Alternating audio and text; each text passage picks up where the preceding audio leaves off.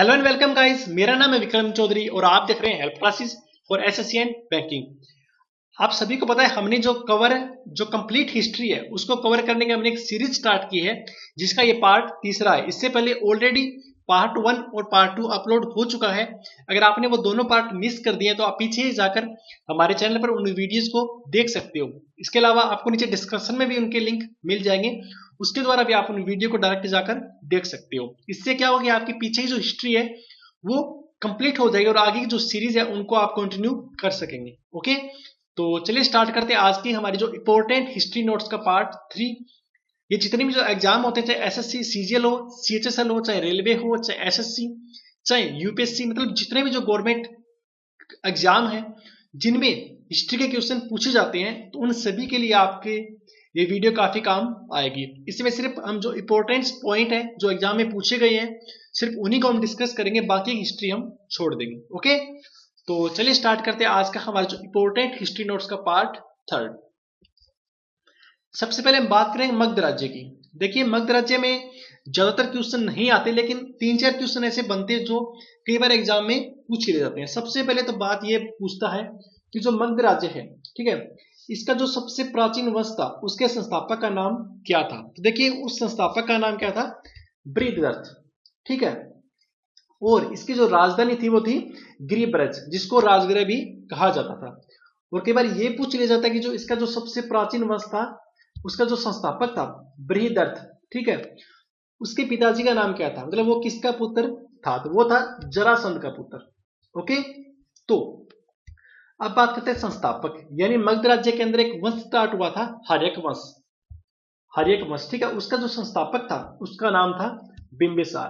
और बिंबिसार ने लगभग 52 साल तक हर्यक वंश, मतलब जो मगध राज्य था उस पर इसने शासन किया था, ठीक है।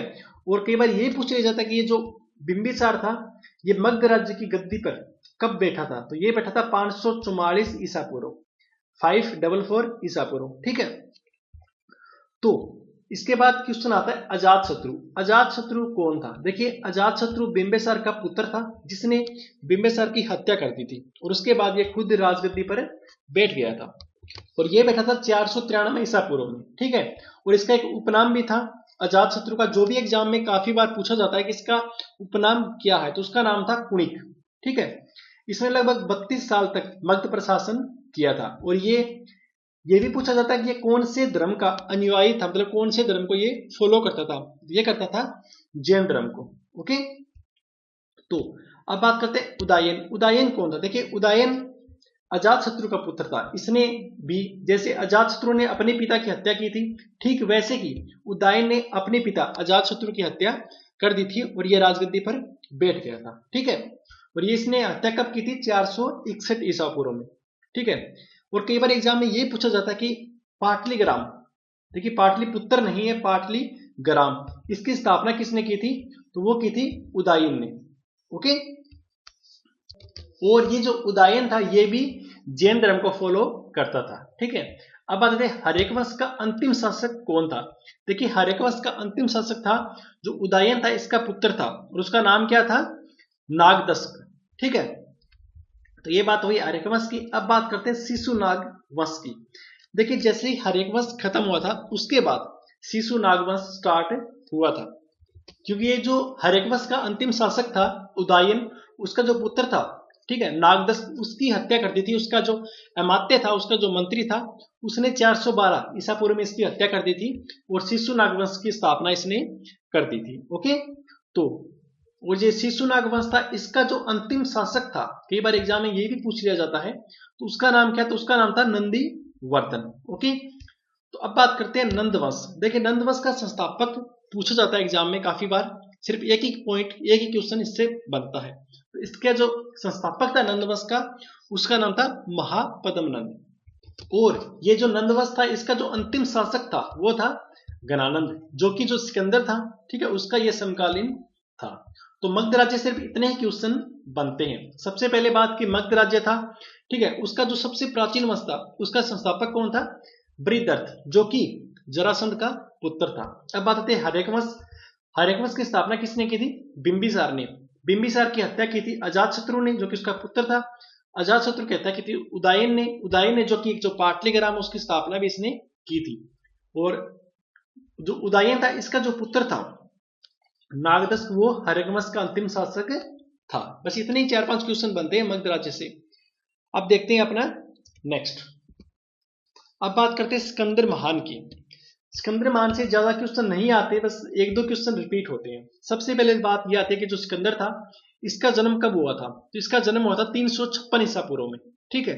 और इसके जो पिता था उसका नाम क्या था? फिलिप, ठीक है।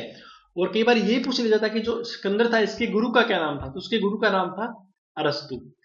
अगला जो पॉइंट बनता है वो ये बनता है भारत विजय अभियान, कि सिकंदर ने भारत विजय अभियान कब स्टार्ट किया था?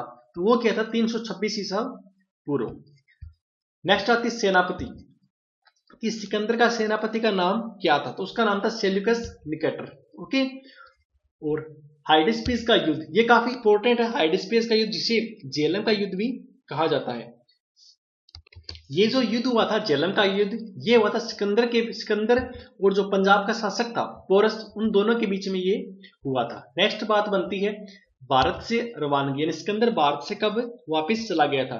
तो वो चला गया था 325 ईसा पूर्व में, ठीक है। और इसकी मृत्यु कब हुई थी? 323 ईसा पूर्व में, जब इसकी जो उम्र थी वो 33 थी, 33 साल थी। और इसकी मृत्यु हुई थी बेबीलोन के अंदर, ठीक है। अगला जो पॉइंट बनता है वो बनता है बहुकैफिला। बहुकैफिला क्या चीज है? देखिए, जो सिकंदर था उसका एक जो प्रिय है, उसका जो घोड़ा था उसका नाम था बहुकैफिला। उसने इसी के नाम पर झेलम नदी के तट पर एक नगर भी बसाया था जिसका नाम इसने रखा था बहुकैफिला। तो ये बात है सिकंदर से, कि सिकंदर का जन्म कब हुआ था? 356 ईसा पूर्व में, इसकी मृत्यु 323 ईसा पूर्व में, जब ये 33 साल का था। और कहां पर हुई थी? बेबीलोन में। इसके पिता का नाम क्या था? फिलिप था। इसके गुरु का नाम अरस्तु था।